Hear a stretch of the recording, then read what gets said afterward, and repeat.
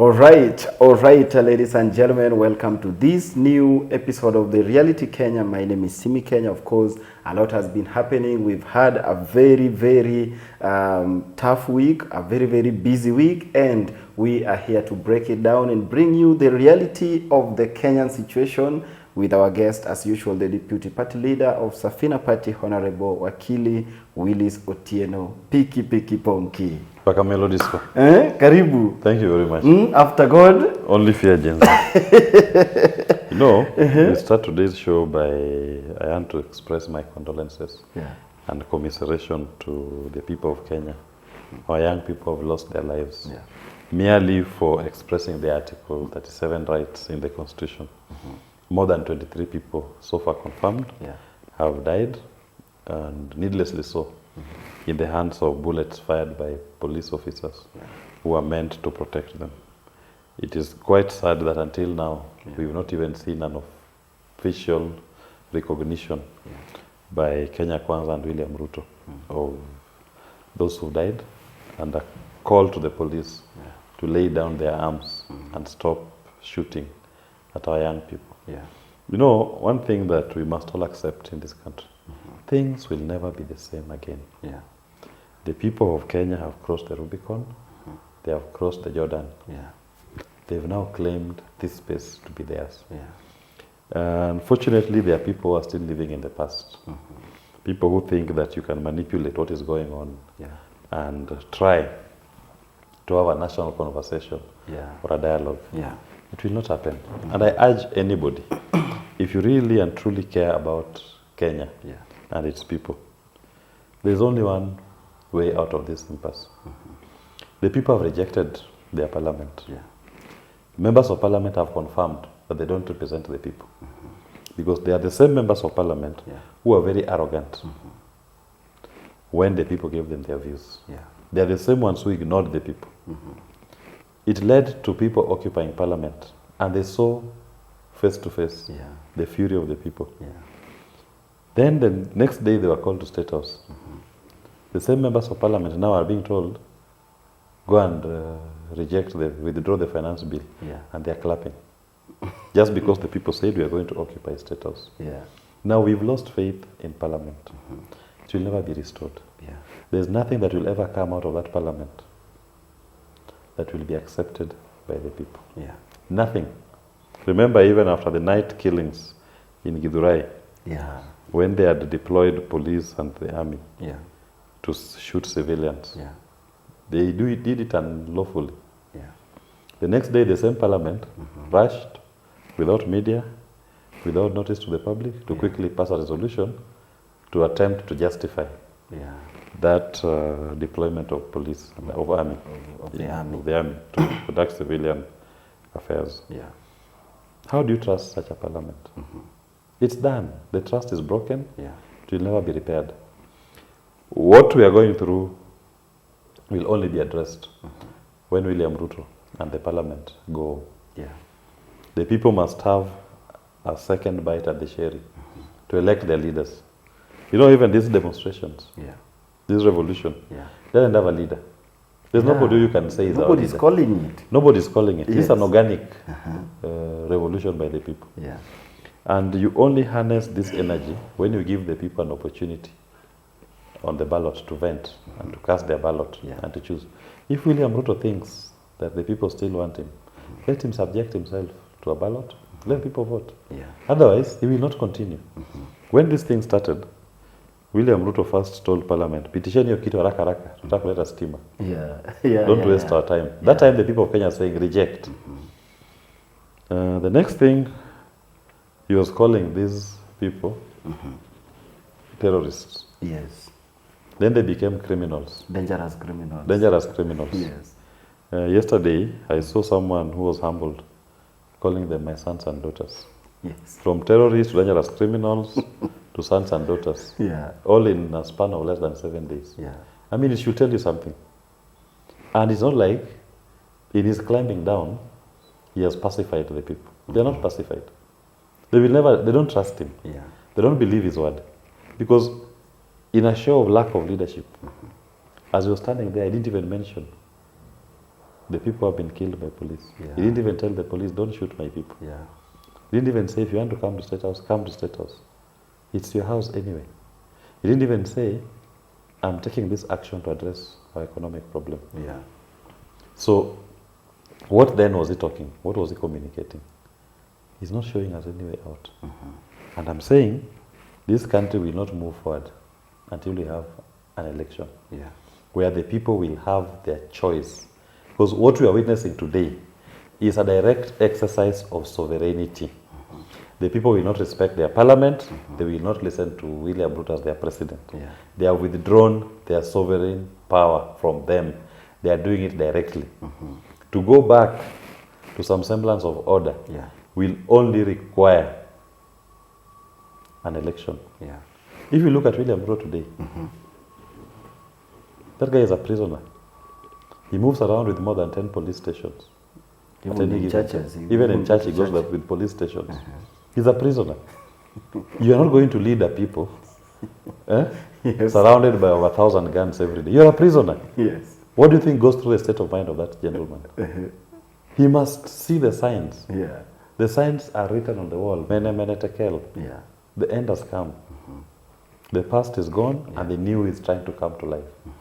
You should not try to stop the new.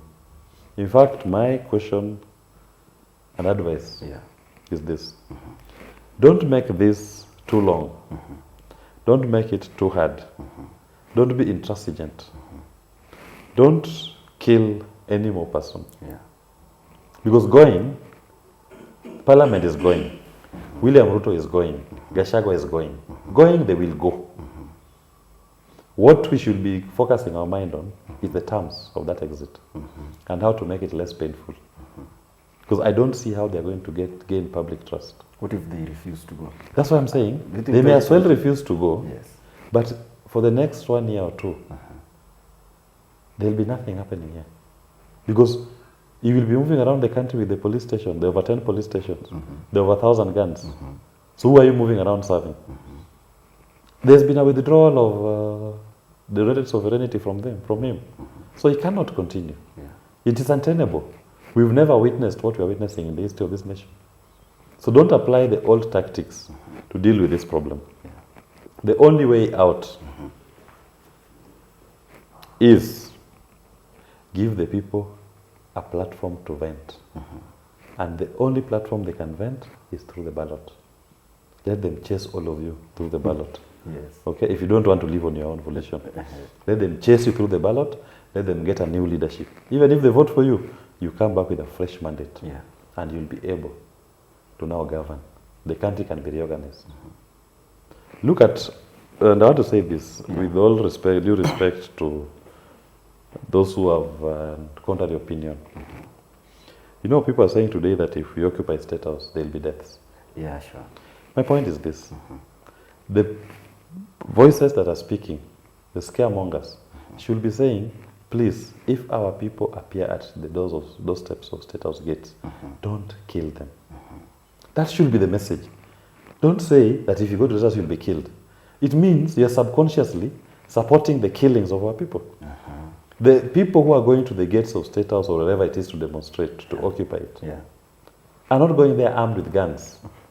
They are only carrying water bottles and handkerchiefs, placards and vuvuzelas. If anybody, even if it's a sole protester, even if there are 1 million protesters, don't kill that person.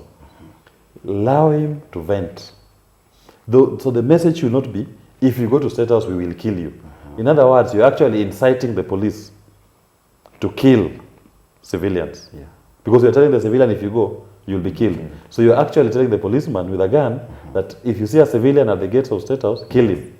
No. That cannot be the message. The message should be anybody who appears in whatever platform demonstrating, because it's in their constitution. They are the sovereign. Don't kill them. Even if you want to arrest and detain him, take him to remove him from that, but don't kill that person. It is his right. And even if he's demonstrating, it is his right. You may not like the message he's passing, but allow him the latitude to express that message. Last evening, you watched Rigathi Gachagua giving his press statement. From Mombasa. You know, the unspoken word from that press statement was this. Rigathi Gachagua said they were not aware that of the public sentiment. The intelligence. Yes, the intelligence didn't inform them of the public sentiment. Yeah. So I want us to understand what Rigathi Gachagua was saying. He was saying this. Yes. We were not aware about the public sentiment. Yeah. So we could not have planned the response. Yeah. So I, as Rigathi Gachagua, I didn't plan or participate in planning the response by the police to kill these citizens. Yes. I, as Rigathi Gachagua, I was not aware of intelligence reports. Yes. So I could not have been in a meeting to plan the response. Yes. So whoever killed those people, I am not one of you. You on your own. He has fled. What is called self-preservation kicked in. He has distanced himself. He said, didn't have intelligence reports. I didn't participate in any meetings to plan a response that led to the killing of the... I didn't. So I'm not there. I'm not there. And he decided to throw NIS. He has kicked the ball. Now you are a police officer. You are Kome. Yes. You are Bungei. You are somebody else in the Security Council. Yes. Maybe. And you are a policeman who is holding the gun. Yes. Your deputy has run away from you. He said he's not part of you. So you continue killing or doing your response, but me, I'm not there. So even you as a policeman, as you sit there with a gun, remember this. When it comes to criminal culpability, the responsibility is individual. It's not corporate. If Gachagua has fled and said, me, I'm not part of any planning to kill people, you are with a gun there, you're killing people. Yes. I assure you, you will be called to account on your own. Take heed from Rigathi Gachagua who has fled. And flee as well. Don't kill any innocent person. Otherwise, the consequences at the end of all this, because this thing will settle somewhere at some point. True. And the first thing that will have to be done to pacify the people, even if you go through an election, will be accountability. This is not the kind of a thing that you are going to say, we will move on, forget and move on. It will not, people will not forget and move on. The part of pacification will be, people must see action taken against those who killed innocent Kenyans. That's part of it. Even the new administration, once it comes into office, if you don't deal with this question of those who are killed, they'll be back on the streets to get you out. So a time is going to come when we will be back to this question. Who killed these people? They must be called to account. Don't find yourself. We will not say the police. We will not say the police. Even if it's a police, who is that policeman? Who was the commander of that unit? Which police officer pulled the trigger? They will all be called to account. So I only urge, I'm not saying the policemen should not do their duty, but be very careful. If you are given an illegal command, don't obey. If you believe you can defend your action, do it. But where is it? If I see the deputy president fleeing, I have no business to continue executing illegal actions. And it goes to the detention. Joshua Okayo, Kasmo Eloure, Makouya, who is my very good friend, they've been abducted. We don't know where they are. Okayo is the president of the Kenya School of Law students. Until now. And yet yesterday, Ruto is saying he's climbed down. How have you climbed down and you are still abducting young people? So you show goodwill. Release these ones who you abducted. Apologize to the ones Akina Gabriel Oguda who are abducted. And still, Akina crazy Nairobian. Tell them sorry. That is when even them they will come into this thing with goodwill and say, okay, we can see the state is genuine. But you are lying to Kenyans that you climbed down. The people who are killed, you are not mentioning them. Those who've been abducted, you are not mentioning. And you are still abducting more young people. Let's be genuine here. But as I conclude, all I'll say, things will never be the same again. The people of Kenya have crossed the Rubicon. They have crossed the Jordan. They've now reached Canaan, where the voice of the people will now be respected. As I always said, the voice of the people is the voice of God. Vox populi, vox Dei. Thank you so much, Naibu. Of course, every person who has been watching, keep safe out there. Every person who is out there doing their businesses and participating in their democratic right of demonstration, make sure we keep safe so that we can win this finally together. Thank you so much. My name is Simy Kenya. Have a blessed day.